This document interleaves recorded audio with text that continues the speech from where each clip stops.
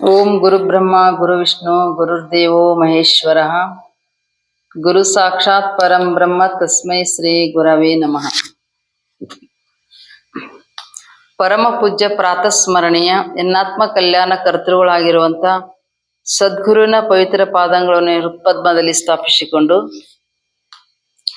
ಬಸವಾದಿ ಶ್ರೀ ಶಿವಶರಣರ ಪವಿತ್ರ ಪಾದಾರವಿಂದಲೇ ನಮಸ್ಕರಿಸಿ, ಈ ಒಂದು ಮಠದ ಸಂಸ್ಥಾಪಕರು ಪರಮ ಪೂಜ್ಯರು ಶ್ರೋತ್ರಿಯ ಬ್ರಹ್ಮನಿಷ್ಠರಾದ ಪೂಜ್ಯ ಅಪ್ಪಾಜರ ಶ್ರೀಚರಣಗಳಲ್ಲಿ ಅನಂತ ಭಕ್ತಿಯ ನಮಸ್ಕಾರ ಸಲ್ಲಿಸಿ, ಈ ಒಂದು ಶುಭ ಸಂಜೆಯ ಸತ್ಸಂಗ ಕಾರ್ಯಕ್ರಮದಲ್ಲಿ ಭಾಗಿಗಳಾಗಿರುವ ತಮ್ಮೆಲ್ಲರಲ್ಲಿ ಕೂಡ ಅನಂತ ಶರಣಾರ್ಥಿಗಳು.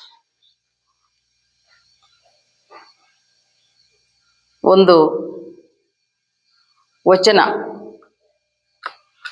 ವಿಶ್ವಗುರು ಅನ್ನಬಸವಣ್ಣನವರ ಒಂದು ವಚನದಲ್ಲಿ ಏನು ಹೇಳ್ತಾರಂತ ಕೇಳಿದ್ರೆ, ತನುವ ಕೊಟ್ಟು ಗುರುವನ್ನು ಒಲಿಸಬೇಕು, ಮನವ ಕೊಟ್ಟು ಲಿಂಗವನ್ನು ಒಲಿಸಬೇಕು, ಧನವ ಕೊಟ್ಟು ಜಂಗಮವನ್ನು ಒಲಿಸಬೇಕು, ಇಂತಿ ತ್ರಿವಿಧವ ಮರೆಸಿ ಹರೆಯೇ ಹೋಯಿಸಿ ಕುರುಹ ಪೂಜಿಸುವ ಡಂಬಕರ ಮೆಚ್ಚ ನಮ್ಮ ಕೂಡಲ ಸಂಗಮ ದೇವ. ಇದೊಂದು ಅನ್ನಬಸವಣ್ಣನವರ ಒಂದು ವಚನ. ಮೊದಲನೇ ಸಾಲದಲ್ಲಿ ತನುವ ಕೊಟ್ಟು ಗುರುವನ್ನು ಒಲಿಸಬೇಕು ಅಂತ ಹೇಳಿದರು. ತನು ಅಂತಂದ್ರೆ ಈ ದೇಹ, ಶರೀರ. ಈ ಶರೀರವನ್ನ ಗುರುವಿಗೆ ಹೆಂಗೆ ಕೊಡಬೇಕು, ಹೆಂಗೆ ಒಲಿಸಬೇಕು ಅನ್ನೋದನ್ನ ಹೇಳ್ತಾರೆ. ತನುವ ಕೊಟ್ಟು ಅಂದ್ರೆ ಸೇವಾ, ಈ ದೇಹದಿಂದ ಸೇವಾದಿಗಳನ್ನು ಮಾಡೋದು. ಗುರುಪಾದ ಸೇವೆಯನ್ನು ಒಲವಿಂದ ಮಾಡದೆ ನಿಜಗುಣ ಶಿವರು ಹೇಳ್ಕೊಂಬಂದಿದ್ದಾರೆ. ಒಂದು ಗುರುವಿನ ಸೇವೆಯನ್ನು ಹೆಂಗೆ ಮಾಡಬೇಕು, ಮನಮುಟ್ಟಿ ಅತಿ ಪ್ರೀತಿಯಿಂದ ನಾವು ಸೇವೆಯನ್ನು ಮಾಡಿದ್ದಾದ್ರೆ ಜನ್ಮ ಧನ್ಯ ಆಗ್ತತಿ. ನಮ್ಮಲ್ಲಿ ಅನಂತ ಪ್ರಕಾರವಾಗಿರ್ತಕ್ಕಂಥ ಪಾಪ ದೋಷ ಇರ್ತದೆ. ಆ ಪಾಪ ದೋಷನೂ ಹೋಗ್ತದ, ನಮ್ಮ ಆತ್ಮ ಕಲ್ಯಾಣನೂ ಆಗ್ತದ. ಅದಕ್ಕೆ ಗುರು ಸೇವೆಯನ್ನ ಈ ದೇಹದಿಂದ ಮಾಡಬೇಕು. ಗುರು ಸೇವೆಯನ್ನ ಮಾಡ್ರಿ ಅಂತಂದ್ರೆ ಹೆಂಗೆ ಮಾಡಬೇಕು? ಶಾಸ್ತ್ರದಲ್ಲಿ ಚತುರ್ವಿಧ ಸೇವೆಗಳಂತ ಬರ್ತಾವ. ಚತುರ್ವಿಧ ಅಂದ್ರೆ 4 ಥರದ ಸೇವೆಗಳು. ಆಪ್ತ, ಅಂಗ, ಸ್ಥಾನ, ಸದ್ಭಾವ ಅಂತ. ಆಪ್ತ ಅಂತಂದ್ರೆ ನಿಮ್ಮ ಮನೆಗೆ ಯಾರಾದರೂ ಬಂದರು ಅಂತಂದ್ರೆ, ಬೀಗರು ಬಿಜ್ಜರು ಸಂಬಂಧಿಕರು ಯಾರೋ ಬಂದರೂ ಕೂಡ ನೀವು ಯಾವ ರೀತಿ ಅವರಿಗೆ ಆದರ ಆತಿಥ್ಯ ಮಾಡ್ತೀರಿ, ಯಾವ ಥರ ಉಪಚಾರ ಮಾಡ್ತೀರಿ, ಆ ರೀತಿ ಆ ಗುರುವಿನ ನೋಡ್ಬೇಕಂತ. ಬಂದರು ಅಂದ್ರೆ ನಮ್ಮ ಆಪ್ತರು ಬಂದ್ರೆ ಹೆಂಗೆ ಮಾಡ್ತೀವಿ ಆ ರೀತಿ ಗುರುವಿಗೆ ನೋಡ್ಬೇಕಂತ. ಆಮೇಲೆ ಅಂಗ ಅಂತಂದ್ರೆ ದೇಹ, ನಮ್ಮ ಶರೀರಕ್ಕೆ ನಾವು ಎಷ್ಟು ಕಾಳಜಿ ತಗೋತೀವಿ. ಎಷ್ಟೊಂದು ಮಳೆಗಾಲದಲ್ಲಿ ಛತ್ರಿ ಹಿಡ್ಕೋತೀವಿ, ಚಳಿಗಾಲದಲ್ಲಿ ಸ್ವೆಟರ್ ಹಾಕ್ತೀವಿ, ಈಗ ಬೇಸಿಗೆ ಅದ ಪ್ಯಾನ್ ಹಚ್ಕೋತೀವಿ, ನಮ್ಮ ಆರೋಗ್ಯ ಕಾಪಾಡ್ಕೋತೀವಿ ಇಲ್ಲ ನಾವು. ಆ ರೀತಿಯಾಗಿ ಗುರುವಿನ ಅಂಗದಲ್ಲಿ ಪ್ರೀತಿ ಇರ್ಬೇಕಂತ. ಸ್ಥಾನ ಸೇವೆ. ಸ್ಥಾನ ಸೇವೆ ಅಂತಂದ್ರೆ ನಮ್ಮ ಮನೆ, ಹೊಲ, ಅಂತಸ್ತು, ನಮ್ಮ ಬದುಕು, ಬಂಗಾರ ನೋಡ್ತೀವೋ ಎಲ್ಲ ಕಾಳಜಿ ಮಾಡ್ಕೋತೀವಲ್ಲ ನಾವು. ಹಂಗೆ ಗುರು ಸನ್ನಿಧಾನಕ್ಕೆ ಬಂದಾಗ ಗುರುವಿನ ಸನ್ನಿಧಾನದಲ್ಲಿ ಗುರು ಸ್ಥಾನ ಇರ್ತೈತಿಲ್ಲ, ಅಲ್ಲಿ ಅಷ್ಟೇ ಒಂದು ಪ್ರೀತಿಯಿಂದ ಇದು ನಂದು ಅಂತಕ್ಕಂಥ ಭಾವದಿಂದ ಸೇವೆಯನ್ನು ಮಾಡ್ಬೇಕು. ಅದು ಒಂದು ಪುಣ್ಯದ ಮಾರ್ಗ. ಆಮೇಲೆ ಇದು ಸದ್ಭಾವ ಸೇವೆ, ಕೊನೆಯದು ಸದ್ಭಾವ ಸೇವೆ ಅಂತ ಕರೀತಾರೆ. ಸದ್ಭಾವ ಅಂತಂದ್ರೆ ಇಲ್ಲಿ ನನ್ನ ಸದ್ಗುರುನಾಥ ಸಾಮಾನ್ಯ ಮನುಷ್ಯ ಅಲ್ಲ. ಅವ ಯಾರು ಅಂತ ಕೇಳಿದ್ರೆ ಕೈಲಾಸಪತಿ ಪರಮಾತ್ಮನೇ ಈ ರೂಪದಿಂದ ಧರೆಗೆ ಶಿರಚರ ಕರ್ಣಾದಿಗಳನ್ನು ತೆಗೆದುಕೊಂಡು ನನ್ನ ಉದ್ಧಾರಕ್ಕೋಸ್ಕರ ಇಲ್ಲಿ ಬಂದಿದ್ದಾನೆ ಅಂತಕ್ಕಂಥ ಪವಿತ್ರ ಭಾವದಿಂದ ನಾವಿರ್ಬೇಕಂತ. ಆ ರೀತಿ ಭಾವದಿಂದ ನಮಸ್ಕಾರ, ಪೂಜಾ ಇತ್ಯಾದಿ ಮಾಡ್ಬೇಕಂತ. ಹಾಗೆ ಮಾಡಿದ್ದಾದರೆ ಇದಕ್ಕೆ ಸದ್ಭಾವ ಸೇವೆ ಅಂತ ಕರೀತಾರೆ. ನನ್ನ ಗುರುವಿನಕ್ಕಿಂತಲೂ ಹೆಚ್ಚಿನ ದೇವರು, ಹೆಚ್ಚಿನ ಗುರು ಎಲ್ಲಿ ಇಲ್ಲ ಅಂತಕ್ಕಂಥ ಇದು ಸದ್ಭಾವ ಭಕ್ತಿ, ಇದು ಸದ್ಭಾವ ಸೇವೆ. ಈ ರೀತಿ ಮಾಡೋಣದ್ರಿಂದ ನಮ್ಮ ಅನಂತ ಜನ್ಮದ ಪಾಪ, ಎಷ್ಟೋ ಜನ್ಮದಲ್ಲಿ ನಾವು ಎಲ್ಲಿಂದ ಹುಟ್ಟಾಕ ಚಾಲೂ ಮಾಡಿದೇವೆ ಅಂತ ಕೇಳಿದ್ರೆ, ಈ ಪೃಥ್ವಿ ಯಾವಾಗ ಹುಟ್ಟೈತಿ ಆಗಿಂದ ನಾವು ಹುಟ್ಟಾಕ ಚಾಲೂ ಮಾಡಿದ್ದೇವೆ. ಅದಕ್ಕೆ ಶಂಕರಾಚಾರ್ಯರು ಪುನರಪಿ ಜನನಂ ಪುನರಪಿ ಮರಣಂ ಪುನರಪಿ ಜನನೇ ಜಠರೇ ಶಯನಂ ಇಹ ಸಂಸಾರೇ ಕಲು ದುಸ್ತಾರೆ ಕೃಪಯ ಪಾರೆ ಪಾಹೆ ಮುರಾರೆ ಭಜ ಗೋವಿಂದಂ ಗೋವಿಂದಂ ಭಜೆ ಮೂಢಮತೆ ಅಂತಂದ್ರು. ಅಂದ್ರ ಅಲ್ಲಿಂದ ನಾ ಯಾವಾಗ ಹುಟ್ಟಾಕತ್ತೇವ ಅಂತ ಕೇಳಿದ್ರ ಪುನಃ ಪುನಃ ಪುನಃ ಪುನಃ ಹುಟ್ಟುದು ಸಾಯುದು ಹುಟ್ಟುದು ಸಾವುದು. ಹುಟ್ಟಿದ ಯಾಕಪ್ಪ ಅಂದ್ರ ಸಾಯಕ, ಸತ್ಯ ಯಾಕಪ್ಪ ಅಂದ್ರ ಹುಟ್ಟಾಕ. ಇದು ರಾಟ್ವಾಳ ಚಕ್ರ ಅಂತಾರೆ ಇದಕ್ಕೆ. ಈ ಭವಚಕ್ರ ನಮಗೆ ಯಾವಾಗಲೂ ಬಿಟ್ಟದ್ದಲ್ಲ. ಎಲ್ಲಿ ತನಕ ಬಿಟ್ಟದ್ದಲ್ಲ ಅಂತ ಕೇಳಿದ್ರೆ ನಮ್ಮ ಆತ್ಮಜ್ಞಾನ ಎಲ್ಲಿ ತನಕ ಆಗೋದಿಲ್ಲ ಅಲ್ಲಿ ತನಕ ಹುಟ್ಟು ಸಾವುಗಳು ಇರೋ ನೀವು. ಯಾವಾಗ ನಮ್ಮ ಆತ್ಮಜ್ಞಾನ ಮಾಡ್ಕೊಂಡಿವಿ ಅಂತಂದ್ರೆ, ನಾ ಯಾರು ಅಂತಕ್ಕಂಥ ಪವಿತ್ರ ಜ್ಞಾನ ನಮ್ಮಲ್ಲಿ ಆಯ್ತು ಅಂತಂದ್ರೆ ಈ ಜನನ ಮರಣಗಳು ತಾವೇ ಆಟೋಮೆಟಿಕ್ ಏನಾಗ್ತಾವ ಅಂತೀರಿ ಬಂದ್ ಆಗ್ತಾವ, ಹೋಗ್ತಾವ ಅಂತಾವು. ಆತ್ಮಸ್ವರೂಪನ ಅಂತ ತಿಳ್ಕೊಂಡು ಗಟ್ಟಿಗೊಂಡಾಗ ಅವ್ ಬ್ರಹ್ಮಜ್ಞಾನಿನ ಆಗಿಬಿಡ್ತಾನ. ನಾವು ಬ್ರಹ್ಮಜ್ಞಾನಿ ಆದ ಅಂತ ಬ್ರಹ್ಮಜ್ಞಾನ ಹಂಗ ಆಗ್ತೈತಿ ನಾವು. ಬ್ರಹ್ಮಜ್ಞಾನ ಆಗ್ಬೇಕಾದ್ರೆ ಇದಕ್ ರಗಡ ಇನ್ನೂ ಹಿಂದ ಸಾಧನೆಗಳದ. ಮುಕ್ತಿ ಆಗ್ಬೇಕಾದ್ರೆ, ಬ್ರಹ್ಮಜ್ಞಾನ ಆಗ್ಬೇಕಾದ್ರೆ ಸುಮ್ಮನಾಗದು ವಿಧಿಗಳು ಒಂದದೆ ಮುಕ್ತಿ ಅಂದ್ ಹೇಳಿದಾರ. ಸುಮ್ಮನೆ ನಮಗ ಆಗೋದಿಲ್ಲ, ವಿಧಿಗಳದಾವ ಅದರಲ್ಲಿ. ಮುಕ್ತಿ ಸುಮ್ಮನೆ ಆಗೋದಿಲ್ಲ. ಆ ಸದ್ಗುರುನಾಥನ ಏನು ಅಂತ ಕೇಳಿ ಕೃಪೆ ಪಡ್ಕೋಬೇಕಾಗ್ತದ. ಅದಕ್ಕಾಗಿ ಮುಕ್ತಿ ಮೂಲ ಗುರು ಕೃಪಾ ಅಂತ ತಿಳ್ಕೊಂಡು ಹೇಳ್ತಾರೆ. ಮುಕ್ತಿ ಆಗ್ಬೇಕಾದ್ರೆ ಗುರುವಿನ ಕೃಪೆ ಮೂಲ ಬೇಕು ನಮಗ್. ಆ ಕೃಪೆ ಪಡ್ಕೋಬೇಕಾದ್ರ ಬಹಳ ಸಾಧನೆಗಳದಾವ. ಗುರು ಸನ್ನಿಧಾನಕ್ಕೆ ಹೋಗಿ ವಿಧಿವತ್ ಶರಣಾಗತನಾಗಿ ಏನ್ ಮಾಡ್ಬೇಕು ಅಂತ ಸೇವಾದಿಗಳನ್ನ ಮಾಡ್ಬೇಕಲ್ಲಿ.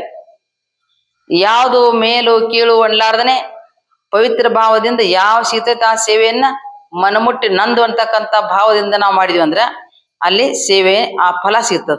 ಗುರುನಾಥ ಸೇವೆಗೆ ಒಲಿತಾನ. ಒಲಿದು ನಮಗ ಆತ್ಮಜ್ಞಾನ ಬೋಧನೆ ಮಾಡ್ತಾನ. ಆತ್ಮಜ್ಞಾನ ಬೋಧನೆ ಮಾಡಿದ ಅಂತಂದ್ರೆ ನಮಗ ನಮ್ಮ ಸ್ವರೂಪ ಜ್ಞಾನ ಆತಂದ್ರೆ ನಾವು ಮುಕ್ತರಾಗ್ತೀವಿ. ಅಲ್ಲಿ ತನಕ ಏನಿದು ಬಹುಬಂಧನ ಅಂತಕ್ಕಂಥ ಹರಿಯುದಿಲ್ಲ. ಗುರುವಿನ ಕರುಣೆ ಬಹಳ ದೊಡ್ಡದದ. ಗುರು ಕರುಣೆ ಮಾಡಿದ ಅಂತ ಅದಕ್ಕೇನೆ ಗುರು ಕರುಣಿಸಿ ಬಿಟ್ಟಿತ್ತು ಮಾಯೆ, ಗುರು ಕರುಣಿಸಿ ಬಿಟ್ಟಿತ್ತು ಮರವೇ, ಗುರು ಕರುಣಿಸಿ ಬಿಟ್ಟಿತ್ತು ದುಷ್ಕರ್ಮ, ಗುರು ಕರುಣಿಸಿ ಬಿಟ್ಟಿತ್ತು ಎನ್ನ ಬಹುಪಾಶ ಕೂಡ್ಲ ಚನ್ನ ಸಂಗಮ ದೇವ ಅಂತೇಳಿ ಶರಣರು ಕೂಡ ಹೈಕೊಂಬಂದ್ರು. ಅಂದ್ರೆ ಗುರುವಿನ ಕರುಣೆ ಆತಂತಂದ್ರ ನಾವ್ ಏನ್ ಮಾಡಿದೇವ ಅಂತ ಕೇಳಿ ಮಾಯಾ ಜಾಲದಲ್ಲಿ ಸಿಲುಕಿ ಇದೆಲ್ಲ ಪ್ರಪಂಚ ನಂದು ನಾನು ನಂದು ನಾನು ಅಂತಕ್ಕಂಥ ಮೋಹಕ್ಕೊಳಗಿದ್ದೀವಿ. ಇದು ನಾನು, ಇದು ಮನಿ ಯಾರದು ನಂದು, ಹೊಲ ಯಾರದು ನಂದು, ಇದು ಶರೀರ ಯಾರದು ನಾನೇ, ನಾ ಯಾರು ಕಟ್ಸ್ಯಾರ ನಾನು ಕಟ್ಸೇನಿ. ಇದೆಲ್ಲ ಅಹಂಕಾರ ಮಮಕಾರಗಳ ನಮಗೆ ಯಾಕೆ ಬಂದೈತೆ ಅಂದ್ರೆ ಅಜ್ಞಾನದಾಗ ಬರ್ತಾವ. ಇದನ್ನ ಬಿಡಿಸವ್ರು ಯಾರು ಅಂತ ಕೇಳಿದ್ರೆ ಸದ್ಗುರುನಾಥನೇ. ಗುರುವಿನ ಕಡೆ ಹೋದಾಗ ಇದೆಲ್ಲ ಇದು ಯಾವ್ದಂತ ಕೇಳಿದ್ರೆ ಯಾವ್ದು ನಿಂದಲಪ್ಪ ಇದು, ಇದನ್ನೆಲ್ಲ ಒಂದಿಲ್ಲ ಒಂದ್ಸಲ ಬಿಟ್ಟು ಹೋಗುದದ. ನಾವು ಏನ್ ಮಾಡ್ಬೇಕು ಅಂತ ಕೇಳಿ ಈ ಸ್ವರೂಪ ಜ್ಞಾನ ಮಾಡ್ಕೊಪ್ಪ, ಅದನ್ನ ನಿಜವಾಗಿರ್ತಕ್ಕಂಥ ಜ್ಞಾನದ ನಿಂದು ಅಂತ ಜ್ಞಾನವನ್ನು ನೀನು ಮಾಡ್ಕೊಂಡು ಅಂತ ಕೇಳಿ ನೀ ಮುಕ್ತನಾಗ್ತಿಪ್ಪ ಅಂತೇಳಿ ಬೋಧನೆ ಮಾಡ್ತಾರ. ಗುರು ಮಾಯಾ ಸ್ವರೂಪವನ್ನು ಬಿಡಿಸ್ತಾರ ನಮಗ. ಮಾಯೆ ಅಜ್ಞಾನ, ಜ್ಞಾನದ ಬಲದಿಂದ ಅಜ್ಞಾನದ ಕೇಡು ನೋಡೆಯ ಅಂತ ತಿಳ್ಕೊಂಡು ಹೇಳಿದಾರೆ ಶರಣರು. ಜ್ಞಾನ ಒಂದ್ಸರಿ ಆಯ್ತು ಅಂತ ಕೇಳಿದ್ರ ಹೋಗ್ಬಿಡ್ತದ ಅಜ್ಞಾನ. ಈಗ ಕತ್ಲತಿ ಎಲ್ಲಾ ಕಡೆ, ಈಗ ಲೈಟ್ ಹಚ್ಚಿಕೊಳ್ಳಿ ಬೆಳಕಾಯ್ತಿಲ್ಲಿ, ಕತ್ಲ ಹೋಯ್ತು. ಎಲ್ಲಿ ಹೋಯ್ತು ಕತ್ಲ? ಕತ್ಲ ಜ್ಯೋತಿಯ ಬಲದಿಂದ ತಮ್ಮಂದದ ಕೇಡು ನೋಡಿ ಅಂತಂದಾರ ಅವರು. ಜ್ಞಾನದ ಬಲದಿಂದ ಅಜ್ಞಾನದ ಕೇಡು ನೋಡಿ ಅಂದ್ರು. ಜ್ಞಾನ ಆಯ್ತು ಅಂತ ಕೇಳಿ ಅಜ್ಞಾನಕ್ಕೆ ಜಾಗನೇ ಇಲ್ಲ, ಅಲ್ಲಿ ಹೊಂಟು ಹೋಗ್ಬಿಡ್ತತಿ. ಆ ಜ್ಞಾನ ಸ್ವರೂಪ ಆಗಿಬಿಡ್ತದ. ಇಲ್ಲಿ ಕತ್ಲದ, ಆ ಕತ್ಲ ಬೆಳಕ್ ಬಂತು ಎಲ್ಲಿ ಹೋಗ್ತದ? ಎಲ್ಲಿ ಹೋಗಂಗಿಲ್ಲ. ಅದು ಅದು ಬೆಳಕಿನ ಸ್ವರೂಪ ಆಗಿಬಿಡ್ತದ. ಅದಕ್ಕಾಗಿ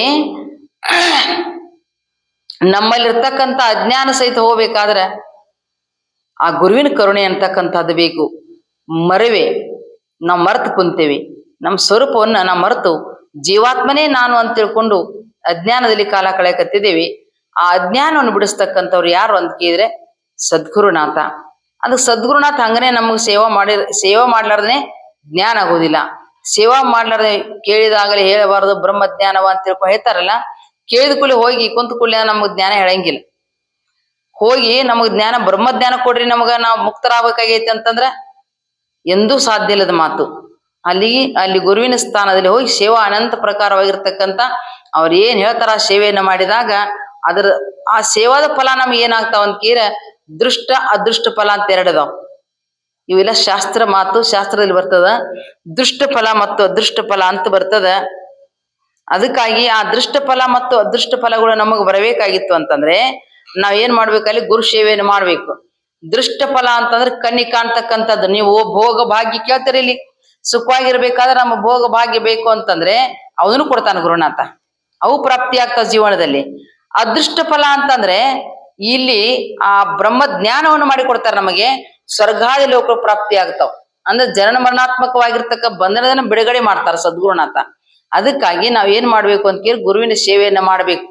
ಗುರು ಸೇವೆ ಆದ್ರೆ ತಲ್ಲಿನನಾಗಬೇಕು. ಈ ದೇಹ ಕೊಡುದಂದ್ರೇನು? ಸೇವೆಯಿಂದ ಆ ದೇಹವನ್ನ ಸವಸ್ಬೇಕು ಗುರುವಿನ ಸೇವೆಯಲ್ಲಿ. ಹಂಗ ಒಬ್ಬ ಶಿಷ್ಯ ಹೋಗಿದ್ದಂತ ಗುರುವಿನ ಕಡೆ, ಗುರುಗಳ ಕಡೆ ಒಬ್ಬ ಶಿಷ್ಯ ಹೋದಂತ. ಹೋಗಿ ಏನ್ ಮಾಡಿದ ಅಂತಂದ್ರೆ ಅಲ್ಲಿ ಗುರುಗಳು ಗುರು ನನಗ್ ದೀಕ್ಷಾ ಕೊಡ್ರಿ, ನಾನ್ ನಿಮ್ ಕಡೆ ಇರ್ತೇನ್ರಿ ಅಂತ ಅಂದಂತ. ನೋಡಪ್ಪ ಬಾಳ ಕಷ್ಟ ಐತಿ, ಗುರುಗಳಾಗೋದು ಬಾಳ ಕಷ್ಟ ಐತಿ, ಶಿಷ್ಯ ಆಗೋದು ಬಾಳ ಕಷ್ಟ ಐತಿ. ಶಿಷ್ಯ ಆದ್ರೆ ಬಾಳ ಸೇವೆ ಮಾಡ್ಬೇಕಾಗ್ತೈತಿ. ಗುರುಗಳು ಏನ್ ಹೇಳ್ತಾರ ಎಲ್ಲಾ ಸೇವೆ ಮಾಡ್ಬೇಕಾಗ್ತೈತಿ. ನಿನಗ್ ಮಾಡಾಕ್ ನಿಗ್ತೈತಿ ಏನೋ ಇಲ್ಲೋ ಗೊತ್ತಿಲ್ಲ, ಬ್ಯಾ ಬಿಡಪ್ಪ ನಿನಗೆ ಅದು ಬೇಡ, ಹೋಗ್ ಸುಮಾರ ಮನ್ಯಾಗ ತಿಂದುಂಡಿರ್ತಿ ಇರೋ ಅಂದ್ರ ಇಲ್ರಿ ನಾ ಮಾಡವನರಿ ಅಂದಂತ. ನಾ ಏನಾಕಾಗದ್ ನಾನು ಉದ್ಧಾರ ಮಾಡ್ಕೋಬೇಕಂತ ಐತ್ರಿ, ನಾ ಬರ್ತೇನೆ ನಿಮ್ಮಂತೆ ಇರ್ತೇನೆ, ನಾವು ಇರಪ್ಪ ಹಂಗಾರ ಮಠದಾಗ ಅಂತ ಇಟ್ಕೊಂಡ್ರದ್ ಗುರುಗಳು. ಇಟ್ಕೊಂಡ್ ಕೂಡ್ಲೆ ಅಂದ್ರ ನಿಮ್ಗೆ ಏನ್ ಮಾಡ್ರಿ ಅಂತ ಕೇಳಿದ್ರ, ಮತ್ ಬೆಳಿಗ್ಗೆ ಅದಕ್ಕೂ ಸ್ನಾನ ಮಾಡಿ ಅವ್ರಿಗೆ ನೀರ್ ಬೇಕಲ್ಲ, ಸ್ನಾನಕ್ಕೆ ನೀರ್ ಬೇಕು, ಹೂ ಬೇಕು, ಪತ್ರ ಬೇಕು, ಎಲ್ಲಾ ಬೇಕಲ್ಲ ಸಲಕರಣೆಗಳು. ಆ ಗುರುಗಳು ಅಂದ್ರ ಹೋಗಪ್ಪ ಹಂಗಾರ ಕೊಡ ತಗೊಂಡ್ ಹೋಗು, ಹೋಗಿ ಕೆಸ ನೀರ್ ತಗೊಂಬ ಹಂಗಾರ ಸ್ನಾನಕ್ಕೆ ನೀರ್ ಕಾಸ ಅಂದ್ರಂತ ಅವ್ರ ಗುರುಗಳು. ಅಂದಂತ ನೋಡ್ರಿ ನಾ ಎಲ್ಲ ಹೋಗಿದ್ನಿ ಅದಕ್ಕೆ ನೀರ್ ತರಾಕ ಹೋಗಿದ್ನಿ. ನನಗೊಬ್ರು ಬಹುಶಃ ಜ್ಯೋತಿಷ್ ಇದಾರ. ಏನ್ ಜ್ಯೋತಿಷ್ ಇದಾರ ಅವ್ರಂತ ಕೇಳಿದ್ರ, ನೀರಿನ ಕಡೆ ಹೋಗಾಕ್ ಹೋಗ್ಬೇಡ ನಿನ್ನ ಜಲಕಂಟಕ ಐತಿ, ಅದಕ್ಕೆ ನೀ ಹೋಗಾಕ್ ಹೋಗ್ಬೇಡ ಅಂತಂದಾರ್ರಿ ಅಂದಂತ. ನೀರ್ ಕಡೆ ಹೋದ್ರ ನಾ ಸತ್ ಹೋಕ್ಕೇನ್ರಿ ನಾವ್ ಅಲ್ಲಿ ಅಂದಂತ. ಯಾಕೋ ಹಿಂಗಿದ್ರು ಇರ್ಬೇಕು ಅಂತ ತಿಳ್ಕೊಂಡು ಗುರುಗಳು ಸುಮಾದ್ರಂತ. ಯಾಕಾಗೋತ್ತಂತ ಅವ್ರು ಒಂದ್ ಕೊಡ ನೀರ್ ತಂದು ಕಾಸ್ಕೊಂಡ್ ಸ್ನಾನಾಗಿ ನಾ ಮಾಡಿ ಪೂಜೆ ಕುಂತ್ರಂತ. ಪೂಜೆ ಕುಂತಾರ ಅಂತಂದ್ರ ಮತ್ತಿನ್ ಇದಕ್ ಬೇಕಲ್ಲ, ಹೂ ಬೇಕಲ್ಲ. ಲಿಂಗ ಪೂಜೆ ಮಾಡಕ್ ಕೊಂಡಿರ್ತಿಪ್ಪ, ಒಂದೆರಡು ಹೂ ತಗೊಂಬರು ಅಂದ್ರಂತ ಅವ್ರು. ಲಿಂಗ ಪೂಜೆ ಕುಂಡ್ರ ಇದು ಹೂ ಬೇಕಲ್ಲ ಅಂತ ಹೇಳ್ಕೊಂಡು ಹೂ ಕಳ್ಸಿರಂತ. ಗುರುವೇ ಅಂದಂತೆ. ಯಾಕೋ ತಮ್ಮ ಅಂದ್ರಂತ ಅವ್ರು. ನಾ ಎಲ್ಲಾರ ಹೋದ್ನಿ ಅಂದ್ರ, ಹೂವಿನ ಗಿಡಗಳ ಕೈ ಹೋದ್ನಿ ಅಂತಂದ್ರ ನನಗ ಹಾವು ಕಡ ಸಾಯ್ತಿ ಅಂದಾರ ಜ್ಯೋತಿಷ್ ಇದಾರ. ಅದಕ್ಕಾಗಿ ವಿಷಕಂಟಕ ಅಂತ ಹೇಳ್ಕೊಂಡು ಹೇಳಿದಾರು, ನಾ ಹೋಗಂಗಿಲ್ರಿ ಹೂ ತರಕ, ನೀವ ತಂದ್ ಕೂರಿ ಅಂದಂತಾವ. ಹ್ಞೂ ಅಂದ. ಮತ್ ಗುರುಗಳು ಮತ್ತ ಅನಿವಾರ್ಯ ಅಲ್ ಮತ್ತ, ಆದ್ರೂ ಎದ್ರು ಇರ್ಬೇಕಂತ ಹೇಳ್ಕೊಂಡು ಹೂ ತಂದ್ ಇಟ್ಕೊಂಡು ಪೂಜೆ ಕೂತಿರತ್ತ. ಆಮೇಲೆ ಎಲ್ಲಾ ಸ್ನಾನಗಿನ ಪೂಜೆ ಎಲ್ಲಾ ಮುಗಿದ್ ಕೂಡ್ಲಿ ಮತ್ತೆ ನಾಷ್ಟ ಬೇಕಲ್ಲ, ಅಡಿಗೆ ಬೇಕಲ್ಲ, ಊಟ ಅಡಿಗೆ ಮಾಡ್ಬೇಕಲ್ಲ ಪ್ರಸಾದಕ್ಕ. ಅದಕ್ಕೆ ಹಂಗಾರ ಹೋಗಪ್ಪ ತಮ್ಮ, ಹಂಗಾರ ಅವಾಗೆಲ್ಲ ಒಲಿ ಮೇ ಬೇಸುದು, ಈಗೆಲ್ಲ ಗ್ಯಾಸ್ ಅದಾವ ವ್ಯವಸ್ಥೆ ಐತಿ. ಅಂದ್ಕೂಲೆ ಹೋಗಪ್ಪ ಹಂಗಾರ ಕಟ್ಗಿ ತೊಗೊಂಬರೋಗು, ಅಡಿಗೆ ಮಾಡೋಣ, ಊಟ ಮಾಡೋಣ, ಪ್ರಸಾದ ಮಾಡೋಣ ಅಂದ್ರಂತ. ಗುರುವೆ ಇನ್ನೊಂದ್ ಕೇಳಿಲ್ ನೀವು ಅಂದಂತ. ಏನಪ್ಪಾ ಅಂದ್ರಂತ. ಈ ಸದ್ಯ ನಾವ್ ಹೋದ್ನಿ ಅಂದ್ರ ಮರಕಂಟಕ ನನಗ್ ಜ್ಯೋತಿಷ ಇದಾರ, ಕಟ್ಗಿ ತರಾಕ್ ಹೋಗ್ಬೇಡ ಅಂತ ಹೇಳಿದ. ಕಟ್ಗಿ ತರಾಕ್ ಹೋದ್ನಿ ಅಂದ್ರ ಮರಕಂಟಕ ಐತಂತ ಹೇಳಿದಾರೆ, ಗಿಡದ ಮ್ಯಾಗಿಂದ ಬಿದ್ದು ಸತ್ ಹೊಕ್ಕಿನಿ ಅಂತ ಹೇಳಿದಾರ. ಮರಕಂಟಕ ಐತ್ರಿ, ನಾ ಹೋಗಂಗಿಲ್ಲ ಅಂದಂತಾವ ಶಿಷ್ಯ. ಹಂಗಂದ ಕೂಲೆ ಗಪ್ಪ ಗುರುಗಳು ಸುಮಾದ್ರಂತ. ಆಯ್ತು ಎಲ್ಲಾ ಬೆಳಕಾದ ಕೂಲಿ ಅಂದ್ರ ಒಂದ್ 8-9 ಗಂಟೆ ಆಗಿತ್ತಂತ. ಒಬ್ರು ದೊಡ್ಡ ಶ್ರೀಮಂತರ ಮನೆ ವಾಸ್ತು ಶಾಂತಿನ ಏನೋ ಪೂಜೆ ಇತ್ತಂತ. ಭಿನ್ನ ಕೇಳಕ್ ಬಂದ್ರಂತ ಅವ್ರ. ಪ್ರಸಾದಕ್ ಬರ್ರಿ ಗುರುಗಳೇ ಅಂತ ಹೇಳಕ್ ಬಂದ್ರಂತ. ಪಾದ ಪೂಜಾ ಪ್ರಸಾದಕ್ಕೆ ಬರ್ರಿ ಅಂದ್ರಂತ. ಆವಾಗ ನೀವು ನೋಡ್ಪಾ ಶಿಷ್ಯ ಮತ್ ಹಿಂಗ್ ಕರ್ಯಾಕ್ ಬಂದಾರ, ಏನ್ ಮಾಡ್ತೇವ ಅಂದಂತ. ಗುರುವೇ ಅಂದ ಕೈ ಮುಗದಂತಾವ್. ಯಾಕಂತ ಕೇಳಿದ್ರ, ಒಂದನೇದನು ಗ್ಯಾಪ್ ಮಾಡೀನಿ ಒಲ್ಲೆನೆ, ಎರಡನೇದಕ್ಕೂ ಒಲ್ಲೆನೆ, ಮೂರನೇದಕ್ಕೂ ಒಲ್ಲೆಂದೇನ. ಈಗ 4ನೇದನು ಒಲ್ಲೆ. ನೀವು ಮನಸ್ಸಿಗೆ ನೋವು ಮಾಡ್ಕೋತೀರಿ, ಹೌದಿಲ್ಲ? ಮನಸ್ಸಿಗೆ ನೋವು ಆಕತ್ ನಿಮಗ. ಇದನ್ನ ಮಾತ್ರ ತಪ್ಸಂಗಿಲ್ಲ, ಹೋಗ್ಯಂತವ ಅಂದಂತಾವ್. ಯಾರ ಶಿಷ್ಯ. ಇಂಥ ಶಿಷ್ಯರ ಇದ್ರ ಗುರುಗಳ ಕಡೆ ಬಂದ್ರ ಹೆಂಗ್ ಉದ್ಧಾರ ಆಗೋದು? ಹೌದಿಲ್ರಿ? ಇಂಥ ಭಕ್ತಿ ಇತ್ತಂದ್ರೆ ನಾವು ಉದ್ಧಾರ ಆಗ್ತೇವಿ. ನಾವು ಸಾವು ತನಕ ನಾವು ಗುರು ಸನ್ನಿಧಾನ ಇದ್ರು ಕೂಡ ಉದ್ಧಾರ ಆಗಂಗಿಲ್ಲ. ಹೆಂಗ್ ಬೇಕಲ್ಲಿ? ಸದ್ಭಾವ ಭಕ್ತಿ ಬೇಕು. ಸದ್ಗುರುನಾಥ್ ಹೆಂಗದ ನಾವ ಸಾಕ್ಷಾತ್ ಭರ್ಗೋ ನರಾಕೃತಿ ಅಂತಕ್ಕಂಥ ಭಾವ ಬೇಕಲ್ಲಿ. ಭಾವತೈಸ ದೇವ, ಭಾವತೈಸ ಗುರು. ನಮ್ಮ ಭಾವ ಹೆಂಗ್ ಇರ್ತೈತಿ ಹಂಗಂಗ್ ನಮ್ ಸತ್ಫಲಗಳು ಸಿಗ್ತಾವ. ಅದಕ್ಕಾಗಿ ನಾವ್ ಏನ್ ಮಾಡ್ಬೇಕು ಅಂತ ಕೇಳಿ ಗುರುವಿನ ಸನ್ನಿಧಾನಕ್ಕೆ ಹೋದಾಗ ಗುರುವೇ ಪರಮಾತ್ಮ, ಗುರುವೇನೇ ಸರ್ವಸ್ವ ಅಂತ ತಿಳ್ಕೊಂಡು ಹೇಳಿ, ಗುರುವೇದ ಶಾಸ್ತ್ರಾಳಿ, ಗುರುವೇದ ಮಂತ್ರಾಳಿ ಅಂತ. ಗುರು ಏನ್ ಹೇಳ್ತಾರ, ಗುರು ಹೇಳಿರ್ತಕ್ಕಂಥ ವೇದ, ಗುರು ಹೇಳಿದ್ದನೇ ವೇದ, ಗುರು ಹೇಳಿದ್ದನೇ ಮಂತ್ರ, ಗುರು ಹೇಳಿದ್ದನೇ ಎಲ್ಲ ಅಂತಕ್ಕಂಥ ಭಾವ ಪುರಾಣ ಆಗಮನ ಅಂತಕ್ಕಂಥ ಒಂದು ಭಕ್ತಿ ಇತ್ತು ಅಂತ ಕೇಳಿದ್ರೆ ಅವ ಶಿಷ್ಯ ಅನಿಸ್ಕೊತಾನ, ಅವ ಸತ್ಶಿಷ್ಯ ಆಗ್ತಾನ, ಅವ ಉದ್ಧಾರ ಆಗ್ತಾನ. ಮತ್ ಈ ನಮನಿ ಇದ್ದು ಅಂತ ಕೇಳಿದ್ರೆ ಅವ್ ಯಾವ ಕಾಲಕ್ಕೂ ಈ ಸಾವಿ ತನಕನ ಮಠದಾಗಿದ್ರು ಕೂಡ ಎಲ್ಲೇ ಇದ್ರು ಕೂಡ ಆ ಉದ್ಧಾರ ಅಂತಕ್ಕಂಥದ್ದ ಆಗಂಗಿಲ್ಲ. ಅವ ಅಂತಃಕರಣ ಸ್ವಚ್ಛ ಆಗಂಗಿಲ್ಲ. ನಾವ್ ಸೇವೆ ಮಾಡಿದ್ರೆ ನಮ್ಗೆ ಏನ್ ಫಲ ಸಿಗ್ತೈತಿಪ್ಪ ಅಂತ ಕೇಳಿದ್ರೆ ಅಂತಃಕರಣ ಸ್ವಚ್ಛ ಆಗ್ತೈತಿ. ಅಂತಃಕರಣ ಸ್ವಚ್ಛ ಆಯ್ತು ಅಂತ ಕೇಳಿ ವಿವೇಕ ಜಾಗ್ರ ಆಗ್ತದ. ವಿವೇಕ ಜಾಗ್ರ ಆಯ್ತು ಅಂತ ಕೇಳಿದ್ರೆ ಸದ್ಬುದ್ಧಿ ನಮ್ಮಲ್ಲಿ ವಿವೇಕ ಜಾಗ್ರ ಆಯ್ತು ಅಂತ ಕೇಳಿದ್ರೆ ಜ್ಞಾನ ಆಗ್ತದ. ಆ ಜ್ಞಾನ ದ್ವಾರ ಮೋಕ್ಷ ಆಗ್ತದ. ಒಂದಕ್ಕೊಂದು ಸಾಕಳಿದಾವು. ಅದಕ್ಕ ಈ ಸೇವೆಯನ್ನು ಹೇಳ್ತಾರ, ಗುರು ಸೇವೆಯನ್ನು ಮಾಡ್ಬೇಕು ಅಂತ ತಿಳ್ಕೊಂಡ ಅದಕ್ಕಾಗಿ ಗುರುವನ್ನು ಒಲಿಸಿ ಹೆಂಗ್ ಮಾಡ್ಬೇಕು, ತನ್ನುವ ಕೊಟ್ಟು. ವಿಶ್ವ ಗುರು ಬಸವ ಜಗಜ್ಯೋತಿ ಬಸವಣ್ಣನವರು ಏನ್ ಹೇಳಿದ್ರಿ ಇಲ್ಲಿ, ತನ್ನುವ ಕೊಟ್ಟು ಗುರುವನ್ನು ಒಲಿಸಬೇಕು. ತನು ಅದರ ಶರೀರದಿಂದ ಗುರುವಿನ ಸೇವೆಯನ್ನ ಮನಮುಟ್ಟಿ ನೀ ಮಾಡಿದೆ ಅಂತ ಕೇಳಿದ್ರೆ ನಿನ್ನ ಅಂತಃಕರ ಸ್ವಚ್ಛ ಆಗ್ತದ, ನಿನಗೆ ಜ್ಞಾನ ದ್ವಾರ ಮೋಕ್ಷ ಅನ್ನುವಂಥ ಪ್ರಾಪ್ತಿ ಆಗ್ತದ. ಅದಕ್ಕೆ ಗುರು ಕೊಡು ಅಂದ್ರೆ ಸೇವೆಯನ್ನು ಮಾಡಿ ಜನ್ಮ ಉದ್ಧಾರ ಮಾಡ್ಕೋಬೇಕು ಅಂತೇಳಿ ಮೊದಲನೇ ಸಾಲದಲ್ಲಿ ಇಲ್ಲಿ ವಿಶ್ವಗುರು ಬಸವಣ್ಣವ್ರು ಹೇಳಿದ್ದಾರೆ. ಅದಕ್ಕೆ ಅಂತ ಒಳ್ಳೆ ಸದ್ಬುದ್ಧಿ ಗುರುದೇವ ತಮ್ಮೆಲೆ ಕೊಟ್ಟು ಕರುಣಿಸ್ಲಿ ಅಂತ ಹೇಳ್ತಾ ಕೆಲವು ಮಾತು ಗುರುಚರಣ ಕಲ್ಪಿಸಿ.